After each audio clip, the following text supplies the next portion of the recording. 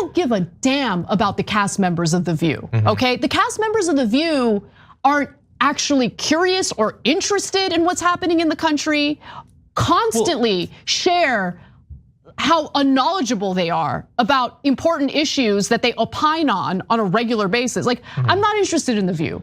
What I am interested in is understanding if Biden is that delusional right now, who is making the decisions in this country? Is he aware of what's happening in Gaza? Or Lebanon? There's not a lot of evidence. Or the West Bank? Whoopi Goldberg, Joy Behar, and the woke idiots on The View did an interview with Joe Biden that was a very, very strange and disturbing interview at times. And it was so bad that even people like Anna Kasparian on the Young Turks are calling out Whoopi Goldberg and The View for this insane interview with Joe Biden. That was, like I said, just very strange and disturbing. You could tell the audience was uncomfortable at times. It was just weird. And even Anna Kasparian is fed up with The View, Whoopi Goldberg, and these other idiots on this show, all of their nonsense, as well as Joe Biden. Let's get into this clip here from the Young Turks of Anna Kasparian absolutely demolishing Whoopi Goldberg and The View for their weird ass interview with Joe Biden. Mr. President, do you think had you stayed in the race, would you have won? Yes. Yeah. I was confident I would beat Trump. Joe Biden's delusional.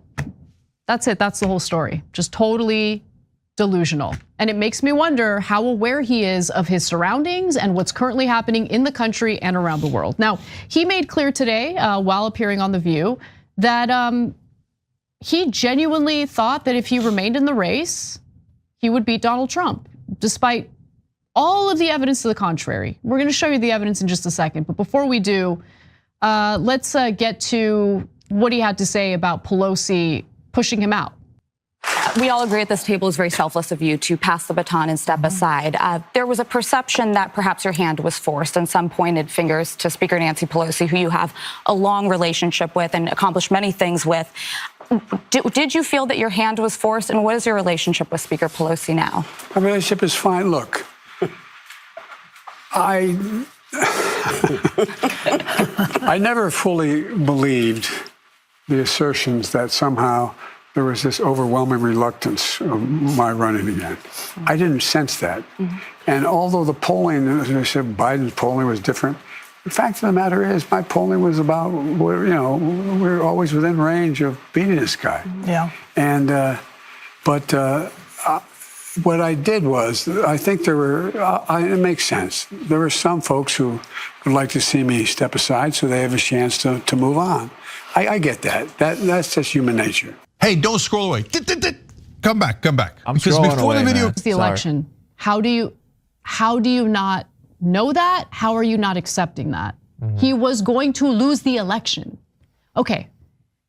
Let's just get to the evidence, okay? So, in less than 4 weeks after the debate, Trump widened his lead, okay, over Biden in 3 Rust Belt states that were crucial to Biden's reelection. So that's what you're looking at right now.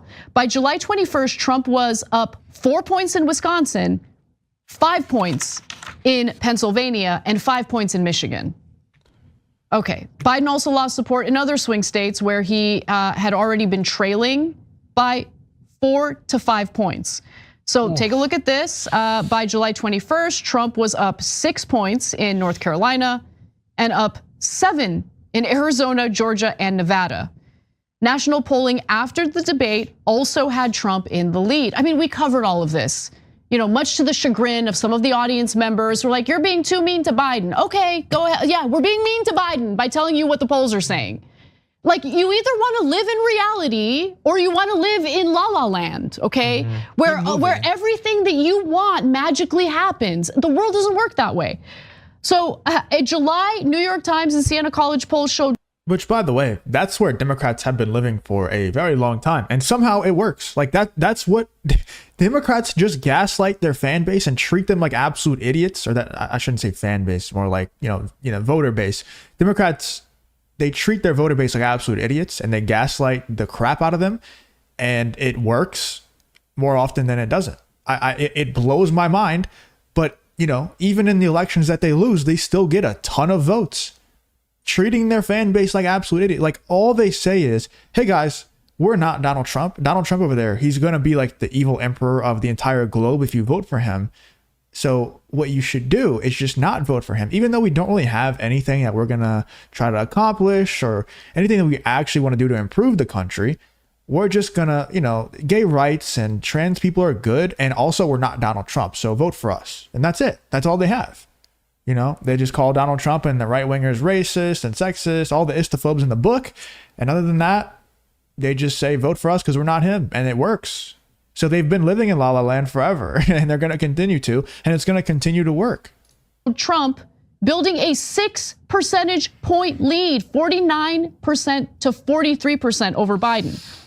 The Wall Street Journal poll showed Trump with a 6-point lead over Biden compared to a 2-point lead in a survey that the Journal carried out in February. So he was already trailing Trump, which was a problem because the Democrat needs to win nationally by at least 5 points in order to win the Electoral College.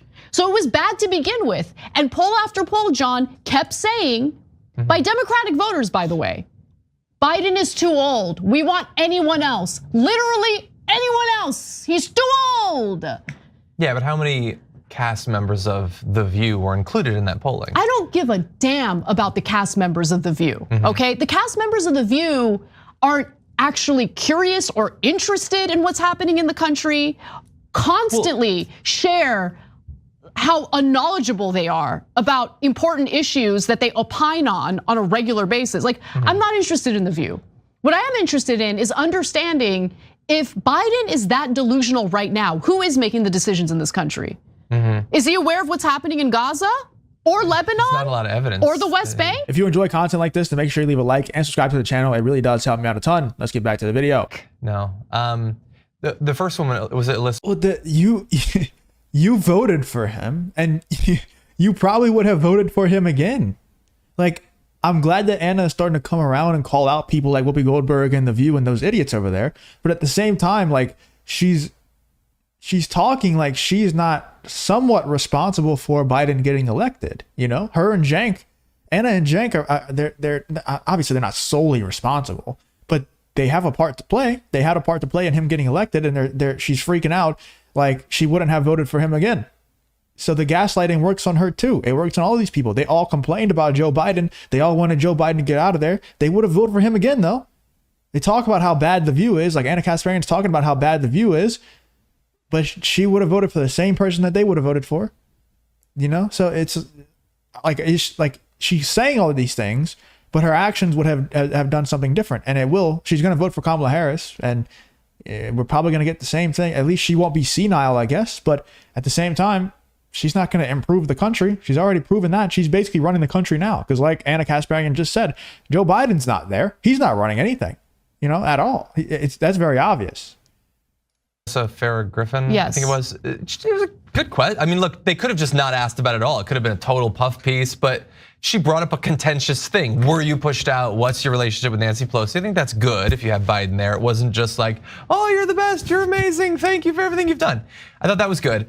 I don't know that him saying it there proves that he's delusional, because him saying it there doesn't prove that he believes it. I think he almost has to say it, whether he believes it or not. He believes it. I agree. I believe that he believes it, and that's crazy. That's crazy. Look, if he had stayed in, it is possible that things could have tightened up a little bit, a couple of points. He would probably still be trailing, even in that case. It's possible things could have gotten even worse following the 2 assassination attempts, or the one real one, one fake one. But not fake. I mean, like attempt of an attempt. I'm not saying it was fake. So no, he's like, I don't know why people. That's a sick thing to say, like playing down an assassination attempt, number one. Number two, I don't think it actually matters. And I'm sure this is going to ruffle a lot of feathers. I don't think it actually matters who the hell the Democratic candidate is. I think if Trump was going to beat Biden, he's going to beat Kamala Harris. And I think if Trump was going to lose to Biden, he's going to lose to Harris. I think that's how it's going to go. Because I genuinely don't think it matters at all who the Democratic nominee is. Like, who's going to vote for a Democrat is not going to change based on Biden or Harris. Like, that's so black-pilled of me to think, but I don't think it matters. I don't think the Democrat voters care. All they care about is Donald Trump or not Donald Trump. And if you're a not Donald Trump voter, you're always going to be a not Donald Trump voter. And I know that's a very black-pilled way of thinking, but I just genuinely think that's the way it goes. I don't think there's that many undecided voters out there nowadays. I think if you're an undecided voter in 2024, you're probably just very uninformed as to what's happening, right? Because it's very hard to not know who you're voting for in 2024. Like, it's so hard. I know that people are going to say, oh, no, they're the ones that decide elections and all this. Like, who do you know in your life? Like, genuinely think about this. Who do you know? Do you actually know people who are undecided as to who they're voting for in the next election? Because I know two different groups of people. One of them is all for Biden and Harris, and they hate Donald Trump. They hate everything they do, and they're always going to justify in their head why every single action that Donald Trump takes is an evil one, and why Kamala Harris and Tim Walz are the opposite. And I know the other group of people that are like, I want to buy houses and buy cars, and I want to get rich and be successful, and I want to be able to do that in a environment that is conducive for doing that. And right now, it's just not a conducive environment for buying houses, buying real estate, buying cars, all of this stuff. It's just not, it's not great, right? I think they're dropping interest rates now, as we all know, like, because the election's coming up. And it's crazy how we all know that that's happening, that they manipulate interest rates based on when an election is, and there's nothing we can do about it. It just goes to show you that it's not as free of a country as it once was. That's a topic for another time, but there's two groups of people that I know. There's not anybody out there that I know personally that is like, oh, I'm just undecided. I'm waiting to see like the next debate. Like, come on, like get a grip, dude. That's not happening. Okay. The Democrat voters are Democrat voters, and the other side is the other side. And that's how I view it. I don't think it matters who the Democrat nominee is. Let me know in the comments if you agree or disagree. I don't know why people can't accept evidence, like if it doesn't comport with what they want, and for him to believe that. Remember, there was so much pushback when we were encouraging him to drop out. When he was replaced by Kamala Harris, and Republicans and Trump supporters were furious about it, was Biden under the impression that Republicans were furious on his behalf because they care about Biden so much and they genuinely felt like he had been wronged? Yeah. Or could it be that they much prefer Biden to run against Donald Trump? Because Biden did actually, to be fair to Biden, he did manage to do the impossible, okay? You wanna know what the impossible was? He managed to make Donald Trump look like the less childish one on that debate stage.